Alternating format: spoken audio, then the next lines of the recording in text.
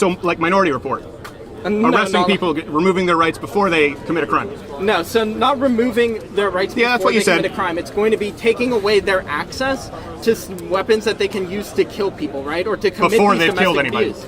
Well, yeah, because before they've committed crimes. So what you're proposing is looking for indicators that someone might commit a violent crime and removing their access to firearms before they commit it. Yes. How is that not Minority Report? Time for the latest installment of Change My Mind, where we rationalize our views on controversial topics, in context, in full, unedited. As always, comment below your thoughts on this video's topics, or what subjects you'd most like to see for future installments. This go around, we went to UT Austin and cycled through as many topics as time allotted, except this time, there's a little twist. There's going to be a twist today. I'm not going to be talking with anyone. You guys are going to be talking amongst each other. Now, the Dean of Student Activities wasn't very fond of this new approach, however, and we immediately were warned that our permit would be revoked. Yeah, I don't to get removed is what I'm telling you. Just FYI. This different format, like they're putting their foot down and they're saying it can't happen. So, little hiccup here. We're trying to make sure that this is okay to go. The Dean of the Student Activities may pull our permit to be here if two students come up and converse. Apparently, it's only okay if I sit down and talk with somebody, but it's a problem if you both sit down and talk with each other. We're going to see if we can work it out. If not, we're going to have to change the format and hopefully do something. I can ask about that. Okay, that may be possible. Let's see if we could do that to start with. Because of some permit issues, some miscommunications, we cannot have both students sit down, so we kind of have to jerry-rig it. We'll have one person sit here, and then we'll have one person behind the rope. And they're going to have this conversation right now to rationalize their positions. With a workaround in place, we started up, and right away we had a good run of productive civil dialogue between students. If you want to manifest your own identity or your own way of being perceived or perceiving yourself, I think you should be able to do that without people saying that it's not natural. I could go around wearing a dress if that's what I particularly wanted to do. But are you still a boy then? Because you have a penis, I would assume. Steven, I gotta love this. You're a much better looking person in real life than you are in videos. I don't know if that's a good thing or bad thing. Well, you look like, I thought you weighed 50 pounds more than you do. Oh. Most people are going to see him on the screen. Of course, as always, we had our share of detractors. I don't want to contribute to safety this comes kind in of and fear goes out. horrible organization. I don't want to promote it in any way. I'm uncomfortable because students don't feel safe on their own campus.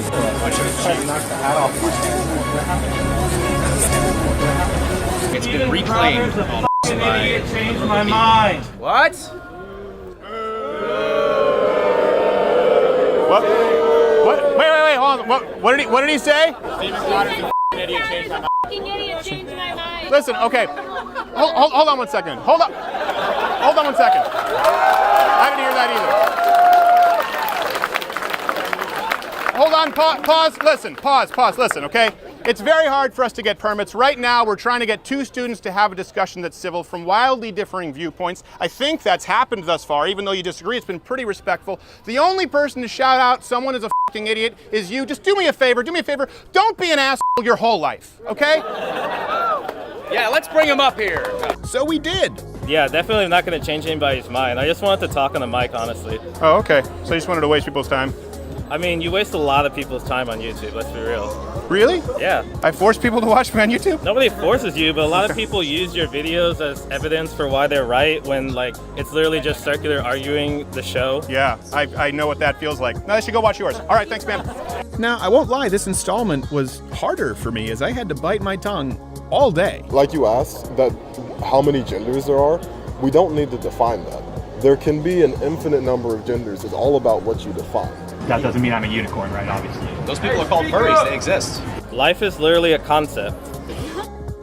As always, subscribe, hit the notification bell, comment below, and most importantly, join MugClub at louderwithcrowder.com/MugClub to support segments like these. Not only do you get access to daily exclusive shows not seen on YouTube, but it's the only way for this kind of content to continue. On with the show. Meet Michael and Sean, two students on opposing sides of the Second Amendment. Both were chomping at the bit to get in on any of our topics of the day, which isn't usually a good sign, but we hoped for the best. I'm worried about you coming up. I'm really worried about you coming up. Like, seriously, I'm telling you, because usually when someone comes up who's as jazzed up as you are, it doesn't go very well. All right, I can calm down. Can you? Do you think you got reasonable arguments here that you can present? And you're not going to name call You think you're ready? This guy seems pretty sharp too. You're gonna be going. You're gonna be going up. He goes up on YouTube with a really sharp guy. You feel qualified to do the Second Amendment thing? I do. Okay. Yeah, my man. All right.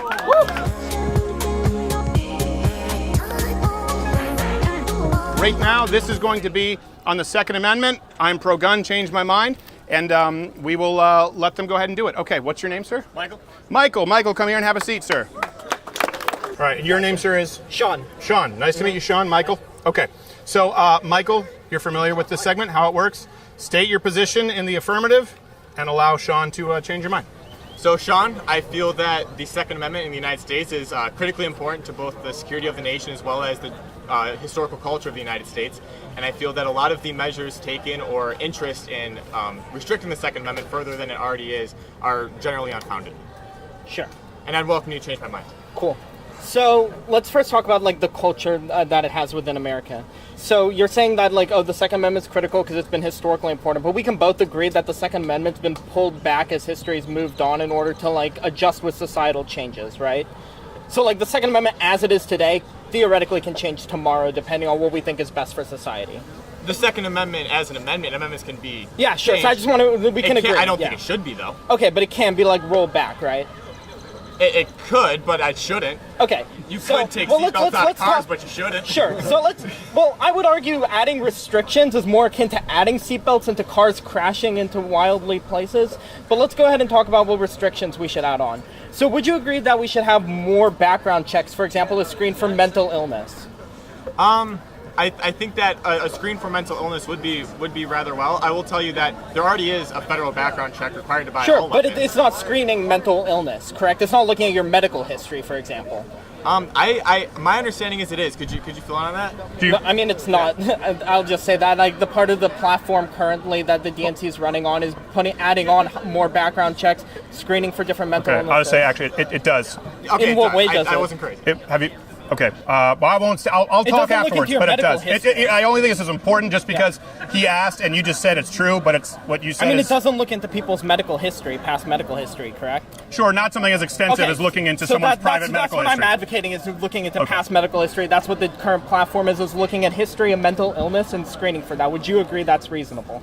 I would agree that that's reasonable, but but a follow-up question I'd ask to that is, what mental illnesses would constitute not allowing people to have guns and which ones wouldn't? Because then you get in the dicey territory of, well, you know, I mean, that would be up to, I mean, obviously that would be up to legislators and individual implementation, and we'd see what would work best. But like, for example, if someone has like a history of schizophrenia or a history of paranoid delusion or a history of like, I don't know, a history of being abusive, stuff like that would be what you would be trying to screen for. Like maybe indicators that psychologists would say could lead to future spousal abuse, stuff like that. So say like someone hasn't committed abuse yet, but they have psychologists who have screened them and said this person is a high-risk candidate, we should be able to restrict their gun access. So you wanna put the weight of gun access and that decision upon psychologists? Yeah, I think that science and like psychologists and professionals who have studied this and know the indicators for what will lead to these mass shootings should be the ones who are deciding who can actually have access to these guns.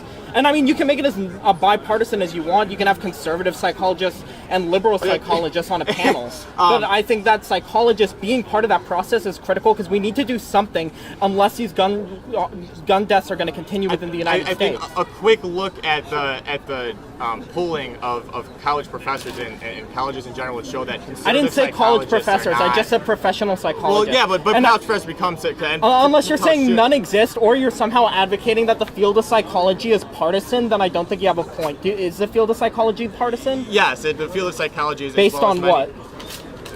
I mean, it's based on polling, right? There's the least. I mean, the 2 points to that would be one like across the United States, the least partisan college field is business, of which liberal college professors outnumber conservative college professors by 4 to 1. But that's because facts have a liberal bias. But when we're talking about like actual professionals, we can have a bipartisan panel deciding this. And regardless, you already agreed that screening for mental illness is a critical part of gun regulation. How that's implemented is a different debate. We've already agreed to pull back and change the way the Second Amendment works. We did agree that. We also agreed that cool. mental glad. illness is already screened for So outside of going into a do deep you want to personal go? Let's medical talk history. about a different regulation. So, do you know what happened in Australia with the gun buyback program? Yes. Okay, so what happened with all the mass shootings occurring within that country after their gun buyback program? They went down at the exact same rate that they were going down before the No. Mass shootings. There has not been a single mass shooting within Australia since their gun buyback program. No, I'm not talking about the general homicide rate. And I'm what's talking your about definition of a mass shooting? Whatever the standard definition that Pew Research Because uses. there's a lot of studies out there that define a mass shooting of a shooting of which more than 3 or more people are. Oh, and you injured. agreed that the homicide rate is going down in Australia, correct? It was going down at the exact same rate before the buyback. Okay, so the homicide rate's going down, and we haven't had a single mass shooting, according to data from Pew Research. You can look at however they're defining that. But clearly, it's had the effect needed of stopping these mass shootings, right? No, I don't agree with that. Wait. So what's the negative of the gun buyback program? Well, the negative of the gun buyback program is, first of all, you have to decide what guns exactly you're going to be buying. Which I can quite imagine that because all of the guns that are currently legal, I would highly advocate should be legal. Buyback for handguns. Buyback for handguns. Okay, Yeah. so if you have a buyback for handguns, would you also be okay with a buyback for rifles, things that aren't defined as handguns? I'll just argue handguns right now, because you can argue rifles have aspects of hunting and stuff, and that's just a different territory. No one uses rifles in mass shootings. It's mostly fully automatic rifles or handguns. Well, that's also not accurate. Rifles are oftentimes used in mass shootings. But the Not all majority the of them are done with automatic weapons. Automatic weapons. Would you mind doing me a favor? Could you hold the microphone for yourself for a second? Sure. All right, go ahead. You guys continue. Can someone pass me my notepad and pen? Go ahead, continue. All right, but if you're gonna make counterpoints to me, you better make it to me and not to a fictional person. Absolutely. Go ahead. I'm sorry, I lost where we were. Sorry, So we were continue. talking about a gun buyback program. So they had it in Australia. We saw a massive decrease in the amount of shootings in the mass shootings happening within the country. So that's a good effect. So were there any negative effects of the gun buyback program in Australia? Yes, people had their weapons confiscated. Okay, and what's the negative of people having their weapons confiscated? Well, in this case of the United States, it's our Second Amendment right to have. Okay, no, but I asked for a negative. What is the tangible negative of people having their gun backs? I said tangible positive, no mass shootings. Now you have to tell me a tangible negative. It reduces people's ability to defend themselves. Okay, so do you know how many people are able to stop mass shootings with a gun? Because you're saying people will defend themselves. I want so how many people stop mass shootings? No, it's a question. Do you know? Hold on a second. Yeah. You can't do this. You have to let the guy answer the question. I understand that this works in, I just was pivoting, so I just want Yeah, I know you're pivoting, but that's really not something that's right to do. Because it's question pivot, it's not question pivot. No, I feel like actually, let's just make sure if you ask a question, go let ahead. him answer the question. I will not talk, he answers. Yes, because again, this is kind of like attack and defend, where he stated a position in the affirmative. Yeah, no, you're right. You're looking to change his mind. Yes, true. Right? You're not looking to just go rat-tat-tat-tat-tat and say that he's wrong. You're right. Okay, go ahead, ask your question, and then you can answer. How many people stop mass shootings with a gun? I don't know the exact statistical number on the number of people who stop mass shootings with a gun. Do you think that it's a lot, or what do you think it is? I know that for general crime, there are statistics that say that on the low end, there's as many as 400,000 crimes stopped with defensive use of handguns in the United States. Sure. That's a wide estimate because it's hard to define that. But the low end is significantly higher than the number of murders caused by guns in the United States. Okay, well, when we're talking about mass shootings, it's 1 every 30 years is stopped by an individual handgun. Sorry, my bad. Where? Like in America. And in the United States, one every 30 years is stopped with a handgun. Okay, so or with a gun in general, not with a gun in general. Okay, so we talked a lot about mass shootings. Yeah. Unfortunately, I'm not 100% familiar with the mass shooting statistics in Australia, but I would like to talk about the United States.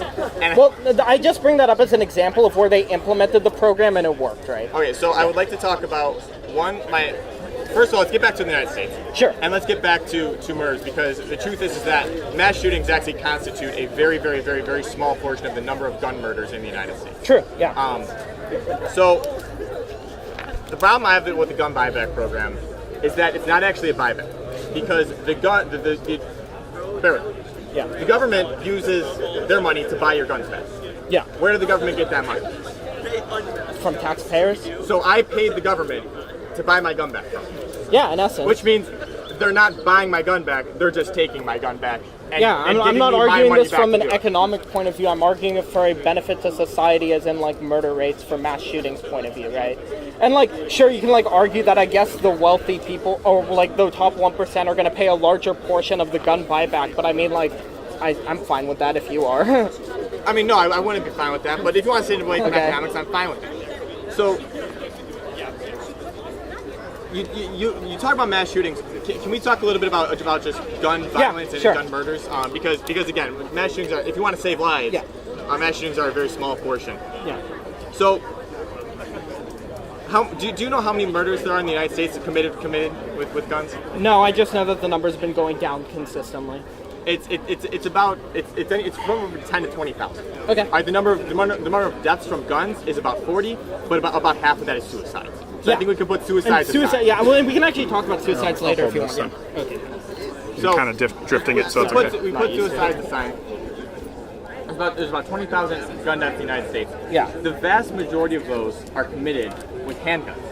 Okay, yeah. The vast majority. So would you propose a system of buying back handguns? Yeah, that's what I proposed initially. Okay, so you're not, so would you buy back handguns? So right now, you buy back handguns. Would you also buy back rifles? No, I said before, I think rifles have other uses and they're not used to commit crimes like you're talking about, or in mass shootings as much as like handguns or like semi-automatic weapons or So stuff you're like not okay with people owning handguns? You are okay with people owning AR-15s? No, because we can talk about AR-15s. An AR-15 is a rifle. Sure, but we're talking about like, I guess we can talk about like specific types of rifles and which ones are more commonly I think used. we're getting a little off in the weeds here. The point I'm trying to make here is that you're not really advocating for a buyback of a certain type of gun or any common sense gun control in order to get rid of these types of guns. You really want to get rid of all guns, right? I want to do whatever is going to most decrease the amount of crime within the United States and decrease the amount of shootings occurring. Because something needs to be done, otherwise they're going to keep And you would say confiscating all guns would be a way to do that? Yeah, They did that in the UK. You know what happened? What happened in the UK? With their buyback program, I imagine the homicide rates kept going down just like you stated it's occurring. Immediately after the UK banned handguns, the next 2 years the number of handgun deaths rose.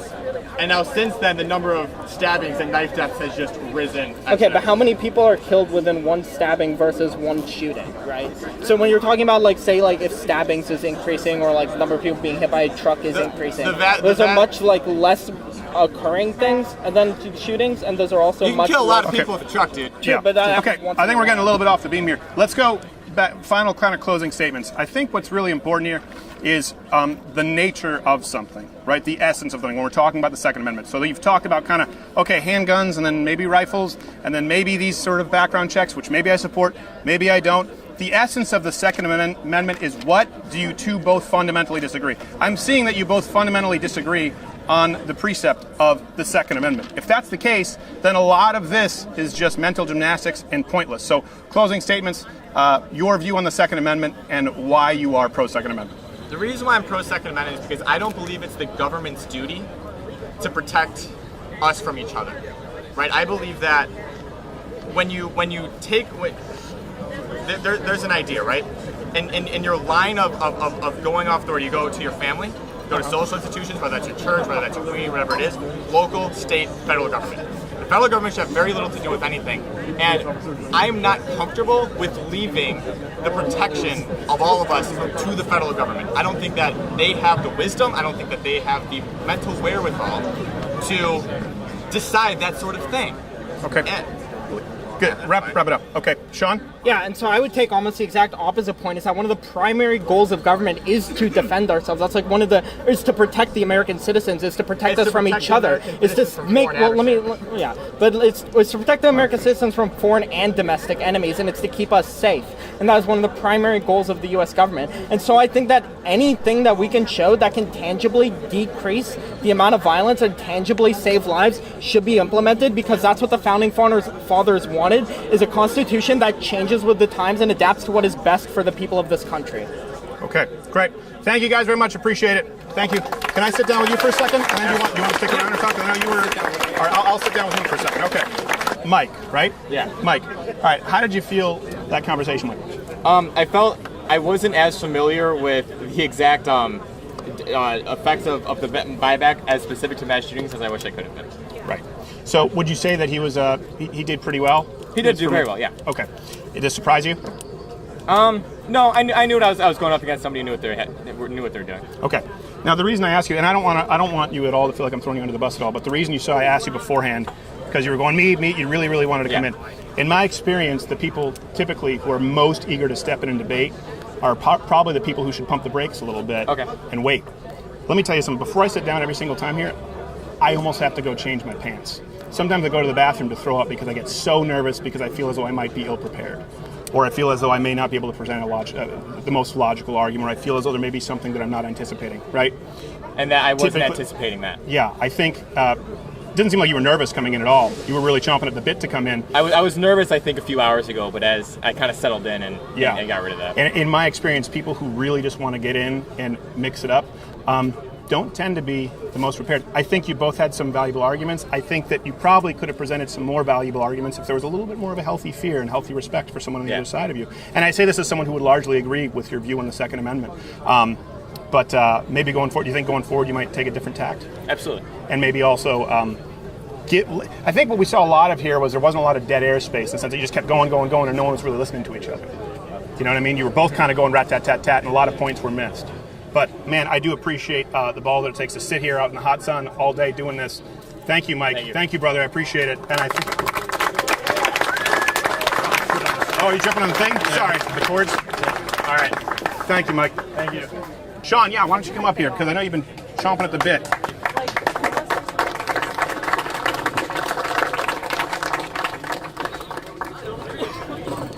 Hi, Sean. Hey. Nice to meet you. So I know, because earlier you were really pretty zealous in wanting to come in and talk with me. Okay. I like your show. Do you mind sitting do you mind moving forward and getting in close to the microphone here? I'll use my handheld mic to try and help you out. But how did you think that conversation went with Mike? I think it went pretty well. I enjoyed talking to him. I think, like when you mentioned that I was interrupting a little bit too much, I think I was getting a little overzealous with the CX, so I probably could have waited a second. Yeah, I appreciate that. Whenever I felt like I heard that he was trying not to answer a question, I interrupted, but I know I shouldn't have done that. No, I appreciate you recognizing that. It did get a little bit heated, and I felt like you guys were talking over each other rather than with each other. Would you agree? Yeah. Okay. So you sat and you really wanted... What just happened here? That's embarrassing. Don't worry, it happens to lots of guys. No, it doesn't. That's a lie. Happens to very few. They're failures as men. And I was sitting there, and I really did not want to jump in at all. I am pro Second Amendment. This seemed like it was a subject that you really wanted to come in on, that you were passionate about. Yeah. Do you I started taking some notes at one point, and I don't want to be unfair. I want to see first how you thought that conversation went, because I just sat down with Mike and asked that. What would you change about it if you could go back? Like I said, maybe during CX, whenever I asked a question, just pulling back and allowing him time to respond. Yeah. Because I probably shouldn't have tried to intervene when I thought he was pivoting. I should have just allowed him to go on and then maybe restated the question or something. Would have been a better tact. And I don't know if you heard what I just told Mike. Yeah. But often in my experience, the people who are the most... Oh, we need to get it closer. So just down a bit. Hold on 1 second here. You're good. Damn it, Wade. Come on, Wade. Is it out? Is that better? All right. Often people who are the most, I would say, sort of overzealous, chomping at the bit to get in the microphone, are the people who are the least prepared. Like I've always said, I am always very, very scared. I get very scared before any kind of public speaking. Yeah. I get scared before I come out and do this. A, because I don't want to get shot or stabbed, and that's always a part of the equation. Got that but B, also carry on UT, so. Oh, that's right. Yeah. Which I don't know where you line up on that. But I also want to make sure that the arguments are at least as close to airtight as I can get them. I always want to make sure that because I'm not only representing my point of view, we're often representing the points of view of our political ilk, right? Yeah. And we don't want to misrepresent them. You were really chomping at the bit to get in the debate here too. Mm-hmm. So were you nervous, or you really thought you had this in the bag?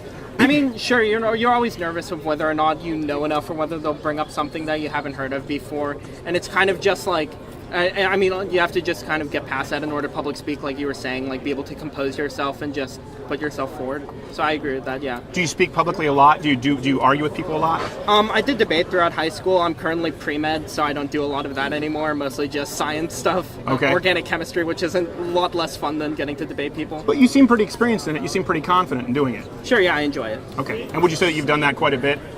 Throughout high school, yeah, I did that, yeah. And would you say that most people probably would describe you as somebody who's articulate? Would your friends probably say, don't get into it with Sean, he knows what he's talking about? My friends are all in debate too, so they enjoy getting into it with me. So they enjoy getting into it. But typically speaking, you probably, when it comes to a conversation like this among friends or on campus, you're probably the more qualified or more capable debater. I mean, I'm not one to say that, but don't know. As a general, that's what I see. Okay, yeah. So would you? I mean, if you see that, sure. Yeah, that's I what I don't would wanna- see. But the reason I say that is because I see some problems with that too. Just kind of like I was talking with Mike, where he came and I think he thought he was a little more prepared than he was. Yeah. I think you being very intelligent, I can tell, being supremely confident, allows you to get away with some not only sort of logical fallacies, and I don't mean that you were doing it deliberately, but you were quoting some facts and statistics that just aren't true. And I didn't want to say anything because I didn't want to tip the scales there. But I think that sometimes if you go rat-tat-tat-tat, you fire it off, people just don't necessarily call you on it. And that is what I saw there. Would you go back and think of anything that maybe you said that may not have been necessarily entirely accurate, that someone as formidable of an opponent as maybe yourself might have called you on? I mean, the one primary thing that I said that was incorrect was when he said, would you restrict rifles? And my instinct go-to was no, because I was just thinking hunting and stuff. But as he rightly pointed out, AR-15s would be a semi-automatic, and I would be in favor of banning those. So maybe like when he asked that question, taking a step back and thinking about it for a moment would have been a good part on mine, and not just kind of being reactionary. I actually appreciate that you recognize that, because you actually said that there are no mass shootings using rifles. Yeah, no, I realized when he pointed out that the AR-15 was classified, I was like, oh yeah, no, the semi-automatic weapons. But and it's an interesting argument, because yes, the vast majority of crimes are often committed with handguns, right? Yeah. And typically the anti-gun lobby, they want to get rid of handguns. That being said, there have been mass shootings committed with rifles. True, yeah. So that was one thing that you said, and I was sitting there going, oh, I thought he was going to call you on it. He didn't. That's not accurate. No, yeah, and I recognize that. Something else that you started off, and I just say this because this might change the landscape when you have a conversation with someone who might be a little more qualified. I'm not trying to sandbag you, and you can volley any questions at me. You guys started off, and one of the first things you talked about was that there are no mental background checks. Yeah. That's not true. Right. Now, if you talk about going into someone's medical history, so in other words, if you want to purchase, that's what I was talking about. A firearm, they get access to all of your personal and private medical records. Yes, that being said, have you ever purchased a firearm? No, I haven't. Okay, so you don't know what the form looks like? No. Okay, I mean, like I have run a family quick who search and purchased you'll it, see it. No, It actually asks if you've been adjudicated mentally defective. Sure, right. And so there is an official standard bearer of mentally defective, and so I think that if he'd have called, then you could have had a different conversation. You saying it's a sliding scale, that I think psychologists should determine that, not a court of law. Right, but when we talk about that, like you were saying, that I said psychologists should determine that. I think that they should go into the actual medical records and determine whether or not someone has been showing indicators toward that type of behavior, as opposed to just being tried and convicted of, like, as you said, having like on their legal transcript mentally, or what was the exact term you said? Adjudicated. I think the term is adjudicated mentally defective. Yeah, adjudicated mentally defective. So I think that doesn't catch people who have, like, for example, been giving indicators of domestic abuse in the past. But a psychologist, on the other hand, would, which is why I was arguing for more extensive background. Sure. So, like Minority Report. Arresting people, removing their rights before they commit a crime. No, so not removing their rights before they commit a crime. It's going to be taking away their access to weapons that they can use to kill people, right? Or to commit before these they've killed domestic anybody. abuse. Well, yeah, because before they've committed crimes. Yeah, because when you're talking about like domestic abuse cases, it's not a crime until it happens, and you want to catch that before it happens. And so you're not going to give somebody who's showing all these indicators for domestic abuse. So let me ask you. So what you're proposing is looking for indicators that someone might commit a violent crime, and removing their access to firearms before they commit it. Yes. How is that not Minority Report? Because in Minority Report, they were arresting people based on like whether or not they would commit a crime, not saying, oh, you can't have a gun if you're going to commit a crime. I think the movie Minority Report would have been very different if they said, oh, you're going to commit a crime here, I'm just like not going to give you an AR-15. Right. Because those people who are going to commit murder, if you take away the gun, they decide to run a cooking show. Asked. So something else. You asked. How many people? Shoot anyone. Something else you said. How many people stop mass shootings? That was something you said. No one stopped mass shootings with guns. I think you said one every 30 years. Yeah, that was a Mother Jones ran that study. Well, it's not right.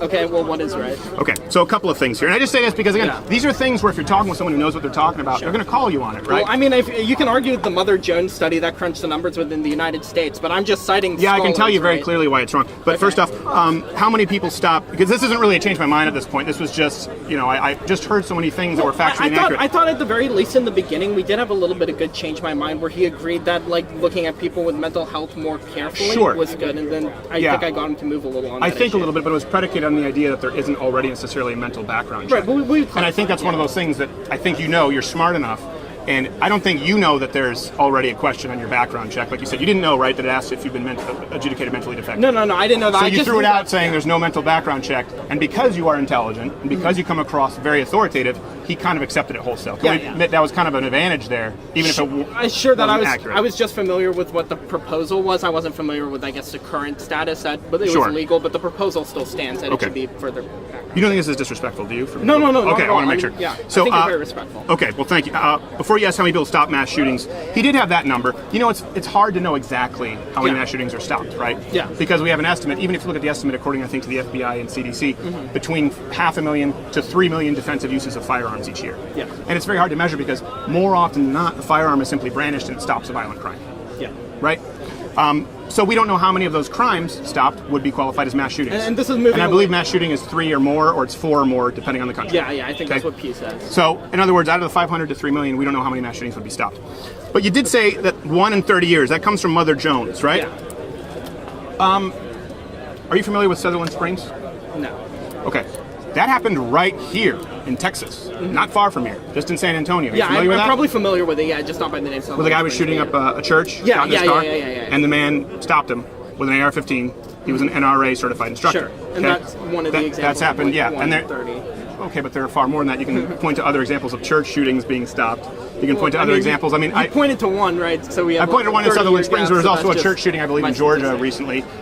You can find it. I mean, again, you're listing a study, but sure, 1 every 30 years is just not accurate. And just to hit on when you're talking about that, you're seeing. Not to mention, by the way, we would have to say how many mass shootings are stopped by firearms from police officers. It gets really ultimately every single mass shooting is stopped by a obviously firearm. Police officers should have a firearm. Yeah, I completely agree. And that's Right. why when you were asking me before, am I completely against the Second Amendment? I was like, well, we have to discuss whether or not we should allow people who police officers, obviously, and then maybe former military who have training in it, who have already been mentally screened, stuff like that. Sure. Right. Yeah, it's more than 1 in 30, and I think we would have to agree that I would love to see your Mother Jones source. Yeah, and just when talking about the number of mass shootings that are stopped by the gun violence, I think that it's also important to point out that we don't know whether or not those were actually stopped by the gun being pulled or not, or whether that you just had a person break into a house with a gun who's going to rob it and not going to shoot anybody, and someone ran out and he runs out of the house. Sure. Right? So I think we would both agree that out of the 500 to 3 million defensive uses of firearms, which are hard to track each year,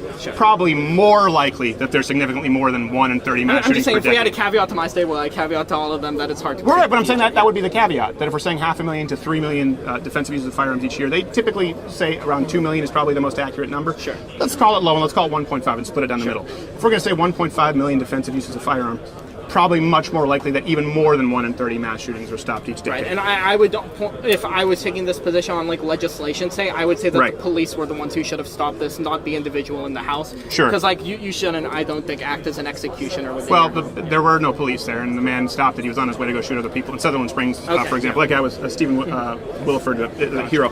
Then you did say you talked about psychologists. Yes. Okay. So you asked if psychology is partisan, and you don't believe that it is. I would argue, sure, that academia has a left-leaning bias, but I don't think the study of psychology is partisan. Well, because you said that facts have a liberal bias. Yeah. Come on, you were scoring points in there, and I think you were doing that to try and intimidate him a little bit. Yeah, I mean that's a line, right? Facts have a liberal bias, but the underlying idea behind that is just that the reason that academia is left-leaning is that the facts are lining up with that, and that's why people are taking that position. I do. Sorry. I don't know. I do believe that psychology is politicized. It is partisan. Let me ask you this: when you talk about a panel of psychologists, you talking about just a national panel or an international committee of psychologists? I mean, we're just talking about the United States here, right? Second Amendment. So right, but you did point to the Australian gun buyback, right? And so you pointed to a just lot of as an international example, arguments. it wouldn't be international because there is international governing bodies, but the U.S. doesn't really have to follow those by any. We can pretty much do what we want, right? So I'm more speaking like the Second nationally. Amendment. Yeah, exactly. And I think that when looking at the Second Amendment, we should see what works best. So it should be only American psychologists. You know, whether there should be an international input committee on psychology. Whichever one reduces crime the most. Okay. Well, the reason I ask this is because psychology is an international practice, right? If you look at what is determined in psychology, it's determined internationally, not just nationally. Yeah, so who's right? when it comes to psychologists. Who's right? Is it the American psychologist, or would I mean, it be the psychologist, DSM for example? the standard for the Right. American, So for that would be a good psychology? example. What's Yeah. right? The DSM-4, the DSM-5. What would be correct? The latest findings in psychology. Okay. So, like, what would be the reason for gender dysphoria being changed to the latest one? Well, hard pivot on the topic, but so. Well, no, that's changed from the DSM-4 to DSM-5. Gender dysphoria being put on the DSM, I think it was because it was just like making a more nuanced point on what they took it off with gender dysphoria. Yeah. I think, if I'm not mistaken, you can't call it gender dysphoria anymore. Yeah, I could be wrong. It does get to be confusing. It's like I think it's making more nuanced points on mental illnesses. For example, they talk about like autism used to be a single diagnosis, and the Asperger's was a separate diagnosis in the DSM-4, and then they changed it in the 5 to be a spectrum, right? So it's autism spectrum disorder. So I think it's just like they add layers of nuance on it and find out things like gender dysphoria were maybe misunderstood or not nuanced enough, so they move it into different categories in the new DSM. Well, two things you just did. You just referred to transgenders as mental illness. Is that how you would refer to it? As transgenderism as a mental illness? That's what you just said. Yeah, you said they were careful in discussing mental illness when I mentioned gender dysphoria. I just want to make sure you can correct gender dysphoria was categorized as a mental illness. It's not anymore because what I'm saying is probably disseminated into other psychology things. So it was considered a mental illness, and now it's not. Correct? Now, transgenderism as a concept, sure, yeah. Okay, so it was, and now it's not. And you just mentioned autism was kind of an umbrella catch-all, and now there's a spectrum, right? Exactly, yeah. Okay. And so, so let me ask you this. Well, really let me ask you. Well, this is important because you say is psychology partisan. Yeah. So a transgender at the time of the DSM-4 can't purchase a firearm by your logic. Now they can. No, because I never said everyone in the DSM can't purchase a firearm. Let's say that back then it was considered a mental illness, was considered very severe mental illness. I said psychologists should look at indicators for violence. Transgenderism in the DSM-4 isn't an indicator for violence. It was an indicator. Sure it is. In the DSM-4, it said that people... 42% attempted suicide rate. It's the biggest indicator you could possibly have of any demographic of people. Transgender suicide rate. Yeah, then I would argue that you should have access to a handgun because that's what's most used in suicides. In fact, a different study that I didn't get to bring up... But access to shotguns. No, but when we're talking about handguns specifically, when people have access to handguns, they're much more likely to commit suicide just by getting access to that handgun than someone without it who probably wouldn't go through with it. So that's another reason to be for a handgun buy. If that were the case, you'd think the United States would have an So I would argue transgender. You would think that the United States has an abnormally high suicide rate. Do they? I don't know it versus other countries. No, they don't. Okay. Not compared to gun control countries. But again, my point here is you said psychology is not partisan, but it is my point. For example, transgenderism is still considered gender dysphoria in other countries. Okay. Some people consider it body dysmorphia. So I would argue that international panel. I would argue that America has better science research institutes and that we're on the cutting edge of psychology currently. Okay, then I would argue that we have better gun rights laws than any other country. We're on the cutting edge of that. And but then the point I would is, just look at the effect. You go and you rattle off a few. Because we have more gun deaths than any other country. A few facts. That's actually not true. That's actually not true. We do not have the most gun deaths of any country. No, that's actually not true. We do not have the highest. Western developed country. I can add that caveat. I mean, like obviously, I'm sure there's areas in like sub-Saharan Africa. Well, why wouldn't we include them? Why? Are you because they're inferior? No, because they're not developed, right? You have different levels of development and industrialization. Right, you have like I don't know if that's really fair. That being said, as far as mass shootings, I think last time they ran the numbers, Norway and France were higher as far as mass shootings. As far as suicide, actually, a lot of these Scandinavian countries and Japan have higher suicide rates. Again, you could go through and go kind of assume that I'm wrong and fact check me on all of this. Sure. But the main things that you went through were you said there are no mental health background checks. There are. You said mass shootings don't use rifles. They do. You said 500,000 to 2 million. Are defended. There are more than one mass shooting defeated by a gun every single year, let alone every decade. And you said that psychology is not partisan, and he just sort of accepted it. I don't think that any of those things are correct. And the reason I say this is because you're such a smart guy. Like I can see that you are unbelievably sharp. And I've seen this too, right? I'm slightly above the bell curve, the average of the bell curve as far as intelligence. I'm not as smart as you are. I don't know, you make a pretty good podcast. I don't know about that. At the gym, it gets me pumped up because I disagree with you. Oh, really? Yeah. You just picture punching me in the face? Well, hopefully after this now, you'll say, oh, he wasn't that bad of a guy. Mm-hmm. That being said, people can fall into their own traps. And this is also a reason why I don't believe that hyper-intellectuals should be the only people in charge of making policy. Sometimes you need a captain, you need a Kirk, not necessarily a Spock. Because sometimes people get into this rhythm when they are so smart, and they're generally the smartest person in the room, and I believe that you generally are.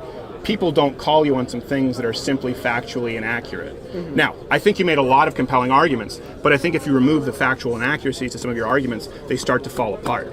And that was what I most noticed. But people would watch that and I think would certainly say that you performed very, very well. And I would watch that and say so. And I think that you would be a formidable opponent for anyone. Yeah, and I completely agree with your point that tying up arguments and debating with people like this and figuring out like where you should be more specific with things or where you need more research is extremely important to the public discourse in general. So I appreciate this. Well, thank you, Sean, very much. I appreciate it. So you wouldn't want to ban us from school? You think No, this is no, reasonable? not at all. Free All speech is Thank great. you, Sean. Sean, everybody, it was very nice.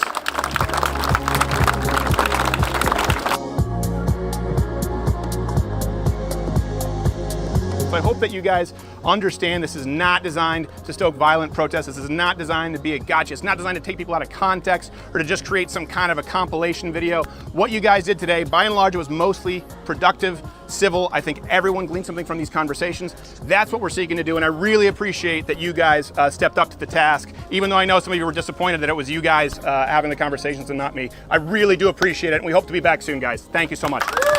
Now, there are plenty more student editions of Change My Mind coming your way, as well as traditional installments. Stay subscribed, notified, and as always, join at louderwithcrowder.com/mugclub.